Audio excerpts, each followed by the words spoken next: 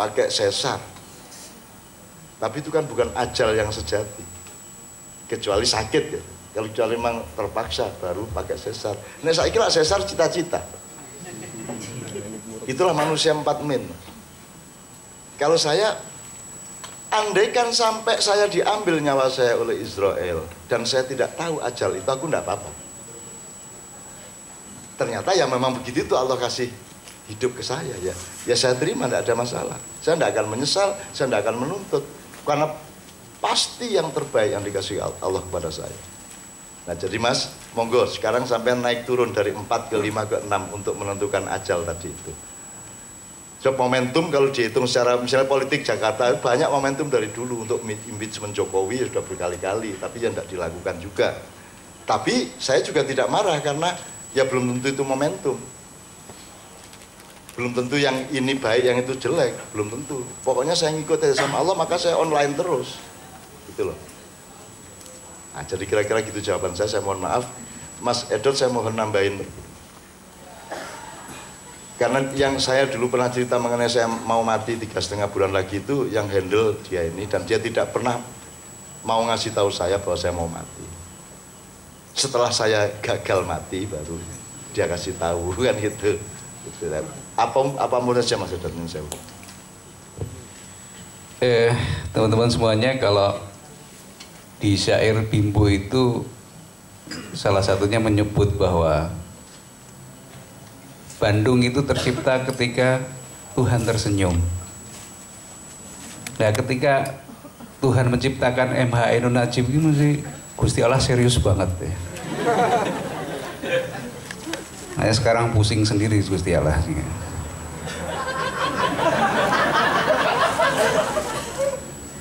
Tadi malam saya membedah buku karya beliau yang berjudul Tuhan Pun Berpuasa. Dari situ justru saya mendapat hikmah.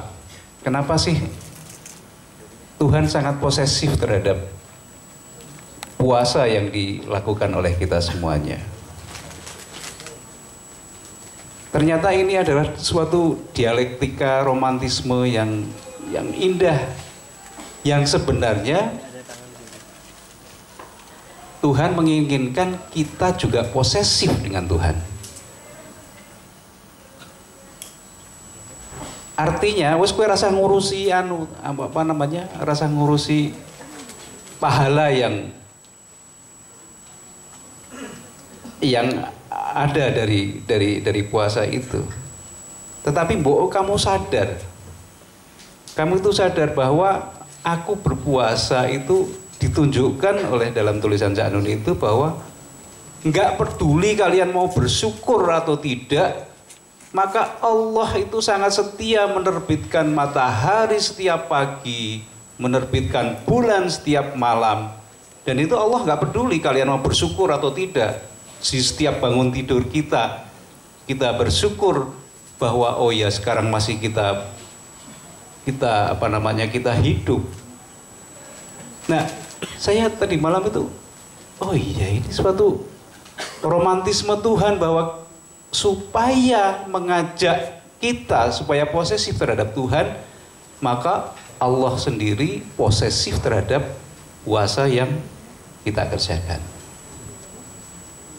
Kita flashback lagi ke belakang. Karena sebenarnya pada kira-kira 35 tahun yang lalu itu Cak Nun MH Ainun Najib beliau membacakan puisi karya-karyanya di sebuah tempat di mana ada pengajian pagi di Pak Teros sana di Jalan Bantul. Penggagasnya adalah Keli, alumnus Gontor juga, keluarga dari Gandemarem pada waktu itu. Dan saya melihat di luar panggung dan Cak Nun membacakan puisi-puisi yang sangat dahsyat tentang Ibrahim, tentang aku masjid. Dan itu sangat indah sekali. Nah itu kira-kira 35 tahun yang lalu. Saya akan meloncat satu fase sebelum tadi malam, yaitu ketika pada tahun mungkin 10 tahunan yang lalu ketika Cak Nun sakit 15 tahun yang lalu. Suatu saat ketika saya sedang tugas ngurusi pasien-pasien juga ditelepon oleh Cak Nun, "Dot, kalau bisa kamu kesini." Ini Cak, di Gedung Hartono. Di Gedung Hartono itu, saya di counter handphone. Singkat cerita saya ke sana. Lantai berapa, Cak? Lantai 2 atau 3. Saya muter sampai 3 kali tempat itu. Saya tidak mengenali ada Cak Nun di situ. Pada putaran yang ketiga saya disapa oleh Mbak Via. "Mas, ini Cak Nun ada di sini." Saya tertegun, nggak bisa ngomong apa-apa ketika saya melihat Cak Nun, wajahnya sudah kurus, kering, dengan tangan yang agak sedikit gemetar. Saya nggak bisa ngapa, "Pak, Cak, sampean kenapa?" "Ya beginilah, mbok aku tambah nono." Saya nggak bisa ngapa-ngapain kan waktu itu. Oke, ini suatu persoalan yang serius. Ketika itu mungkin hampir 20 kilogram susutnya Cak Nun dari berat badan yang sesungguhnya. Dan saya sama sekali tidak mengenali.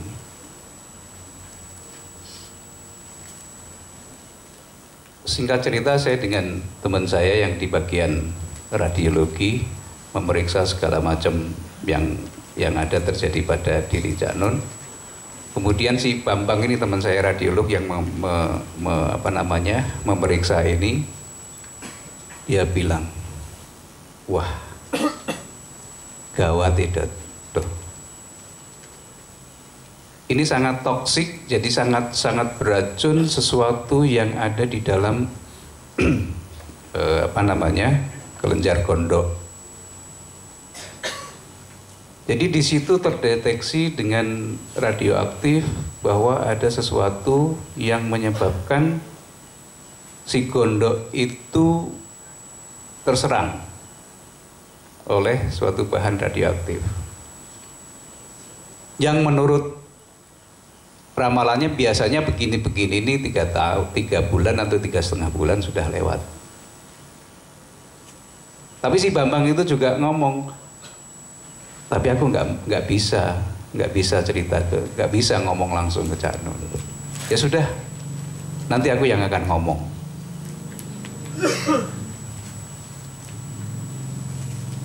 Saya juga nggak bisa ngomong ke Cak Nun,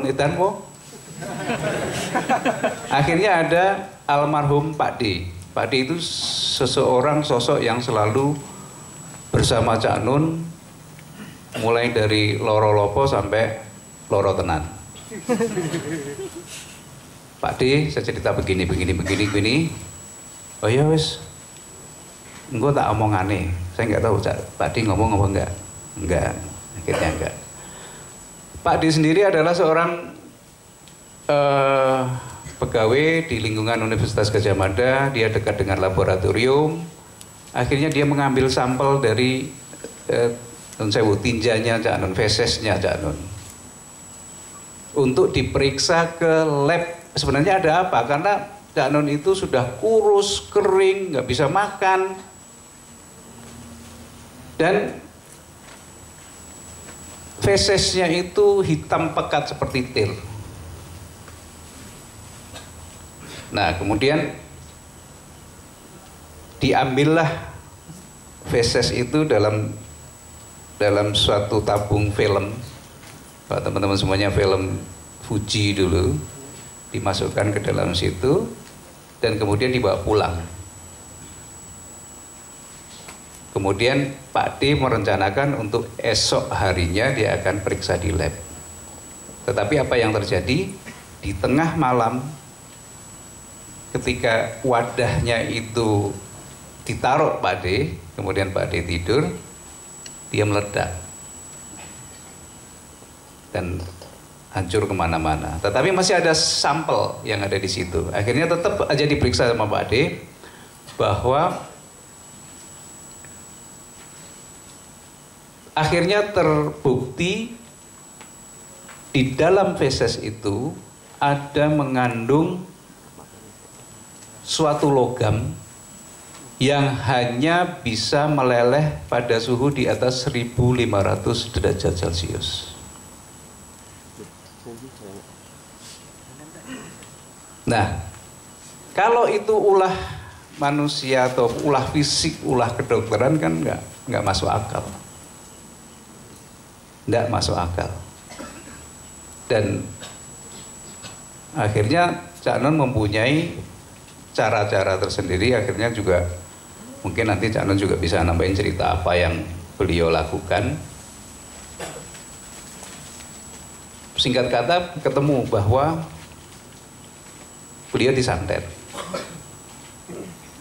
Dan yang nyantet itu bukan orang lain, orang yang dekat dengan kita. Orang yang sangat dekat dengan Cak Nun. Yang pada waktu susahnya ditolong oleh Cak Nun. Nah, ini membuktikan bahwa satu sisi bahwa tidak semua orang suka kepada Cak Nun. Sisi lain bahwa Allah memberikan kesempatan Cak Nun untuk merasakan bagaimana sih rasanya disantet.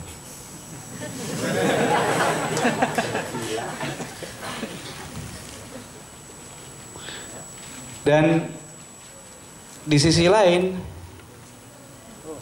bagi saya pelaku profesi dalam tanda petik, itu ya buat joglelengan loh.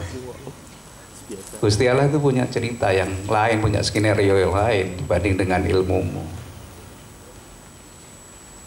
Nah, masalah ilmu tentang kesehatan kedokteran itu juga saya berguru banyak dengan Cak Nun, bagaimana iman itu akhirnya mengalahkan dari ilmu, bahwa ilmu kesehatan, ilmu kedokteran itu hanya sekuku hitamnya dari kita.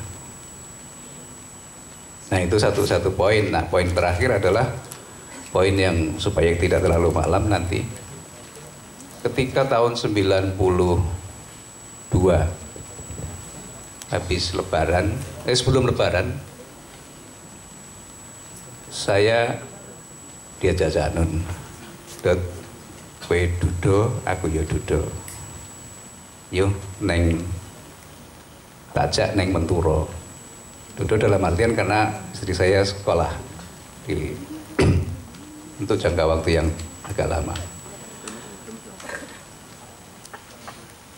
Akhirnya lebaran hari pertama sore, kita bertiga dengan Mas Arif Afandi, wartawan pemimpin redaksi Jawa Pos waktu itu, dan akhirnya dia jadi wali kota Surabaya tahun-tahun kemarin, pergi ke Menturo, ke Jombang. Nah, ternyata saya di situ baru tahu bahwa beliau itu seorang pembalap sejati. Nyopirnya segak karu-karuan sudah.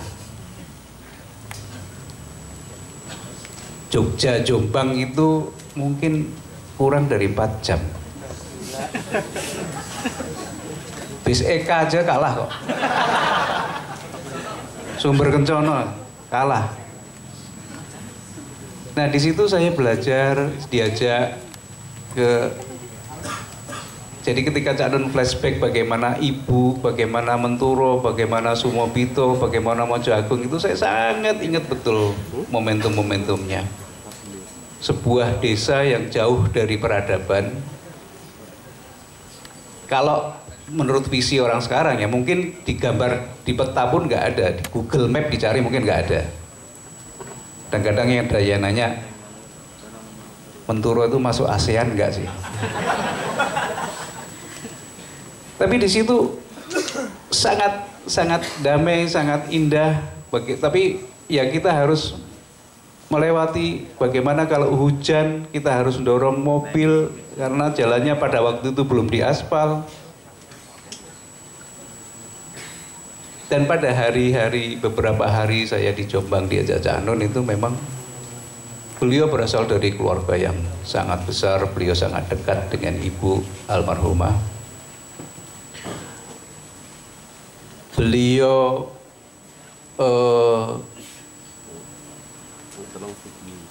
ini tuh sangat dihormati tapi oleh keluarga besarnya, oleh bahkan kakaknya Cak Fuad, kemudian ada yang lain adik-adiknya sangat takzim kepada beliau. Nah, pada tahun itulah saya menyaksikan bagaimana Cak Nun kemudian rembukan dengan keluarga ingin mengadakan suatu pengajian bulanan yang kemudian akhirnya lahirlah pengajian Padang Bulan. Nah, itu tahun 1992 dimulailah pengajian itu. Saya kira kalau cerita tentang Cak Nun nggak ada habisnya ya. Mulai dari apanya puasanya, mulai dari cerita ketika saya sekolah di Belanda akhirnya juga ketemu lagi dengan Cak Nun di situ. Banyak untuk diceritakan, saya kira. Cukup. Saya tambah dikit untuk menegaskan kesejarahannya. Jadi Mas Edot ini orang yang serta dengan saya ketika kita merintis Padang Bulan. Sehingga Anda tahu Padang Bulan itu kemudian menjadi bercabang-cabang. Yang lahir setelah Padang Bulan itu mau Copat Syafaat, kemudian Gambang Syafaat, kemudian Kenduri Cinta, kemudian Bang Wetan, Obor Ilahi, Religi, Paparandang Ate. Sekarang bertambah-tambah lagi, ada Juguran Syafaat, ada Suluk Surakartan, ada Maneges Kudro, ada Warok Kaprawiran, ada macam-macam. Banyuwangi kemarin tadi malam juga kelihatannya meresmikan simbol mereka dan seterusnya. Artinya teman-teman sekalian, salah satu yang dukuni seluruh proses kita itu Mas Edot, dan Mas Edot itu sahabat dekat, sangat dekat dengan saya. Beliau dulu penyiar radio Jeronimo dan saya kenalnya ya di situ ya di Jeronimo. Terus Mas Edot itu berjodoh memang sama saya sama Mbak Via, jadi kita pernah tidur bertiga di Belanda, dia sekolah di sana, aku ya pas rono. Pokoknya jodoh lah, neng Perancis ketemu, neng Londo ketemu, neng Gon Sandet ketemu, dan seterusnya. Jadi saya selalu meminta kepada Mas Edot agar supaya melu ngayomi karo melu ngancani, karena beliau ini seorang dokter, jadi dokter gitu ya, di Vrije University Amsterdam di bidang apa nyebutnya leukemia, kanker anak. Jadi urusan kanker anak, dan kalau urusan itu ceritanya panjang lagi karena beliau ini juga orang yang sangat salah ya ketemu aku kan gitu kan. Akhirnya dia juga punya hati yang begitu berat kepada orang miskin, kepada orang, dan dia tiap hari kan 80% ketemunya sama anak-anak yang sakit kanker tapi miskin, dan itu dilemanya luar biasa banyak. Ini sekedar memberitahukan kepada Anda bahwa kita jangan lupa nasab, kita jangan lupa asal usul, jangan lupa sangkan paran, supaya pijakan rasa syukur kita itu membuat Allah menerbangkan kita setinggi-tingginya ke surga. Amin ya rabbal alamin. Saya kembalikan, saya minta maaf kepada Bentang, kepada semua Anda kalau saya tadi ngomong keliru-keliru, tapi mudah-mudahan Allah memang sedang menggiring kita ke ajal yang Dia sudah tentukan, cuman kita belum tahu. Dan jangan-jangan memang kita tidak boleh tahu, ya biarin aja, pokoknya dilakoni wae sing penak kaya ngene iki. Tak doain Anda semua repot-repot datang ke sini ngene iki, berarti Anda adalah orang-orang yang memang dicintai oleh Allah. Sehingga Anda pun mencintai Allah sesuai dengan surat Al-Maidah 54, sementara dunia dan Indonesia masih berkutat di Al-Maidah 51. Anda sudah 2 tingkat di atasnya. Oke. Oke, assalamualaikum warahmatullahi wabarakatuh.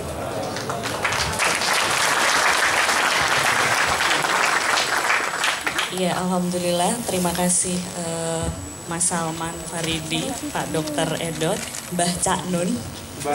Mas, saya dilema antara dua itu, jadi saya putuskan panggil dua-duanya.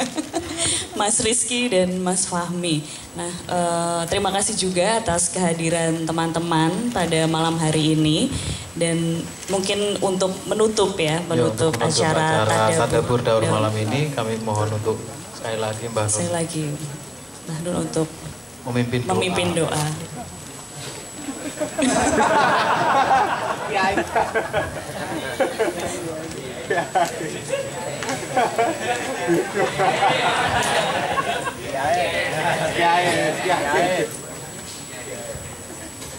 Saya sudah sering mengumumkan kepada Anda bahwa Allah itu punya momentum dan koordinat sendiri dari takdirnya.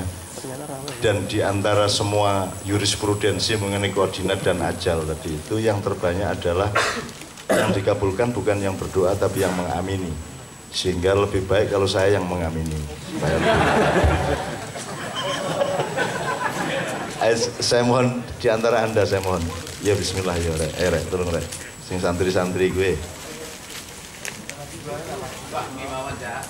Fahmi ya. Nah, karena Fahmi ini alumnus Pondok Modern Gontor Ponorogo. Tuh. Abu Arba'in dia Mas. Arba'in apa Salasin? Abu Salasin. Jadi umurnya 30 lah. Nek Abu Sitin kemarin mau ditangkap polisi karena namanya pakai Abu. Jadi saya kira ono Abu Jandal, Abu Jibril. Itu pokoknya nggak ono Abu berarti teroris. Nah, terus bapaknya dia ini Abu Sitin, umurnya sekitar 60 sampai 70. Kumpul di Batu Malang. Terus Kiai Gontornya juga Abu Sitin, pidatonya dianggap provokatif, mau dilaporkan ke polisi.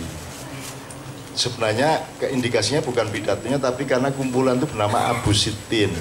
Ini berarti jaringan teroris entah yang mana lagi. Nah, kemarin udah tak omongin sama Kapolres Batu sampean iku yo ngono takon aku ta iki Abu Sitin ini wong tuwek. Oke, Fahmi. Teman-teman, alhamdulillah. Mari kita sejenak untuk sedikit menenangkan diri kita. Semoga malam hari ini bukan sekedar kita mentadabburi daur, tapi memang pada akhirnya betul-betul apa yang kita simak, apa yang kita nikmati, apa yang kita dengarkan malam ini betul-betul menjadi pijakan kita untuk kehidupan kita semua. Untuk semua niat baik kita, mari kita sama-sama membaca Al-Fatihah secara sir. A'udzubillahi minasyaitonirrajim. Bismillahirrahmanirrahim. Alhamdulillahirabbil alamin arrahmanir rahim. Iyyaka na'budu wa iyyaka nasta'in. Shiratal ladzina an'amta 'alaihim ghairil maghdubi 'alaihim waladdallin. Semoga Allah meridhoi semua niat baik kita semua. Rabbana atina fid dunya hasanah wa fil akhirati hasanah wa qina adzabannar wa qina adzabannar.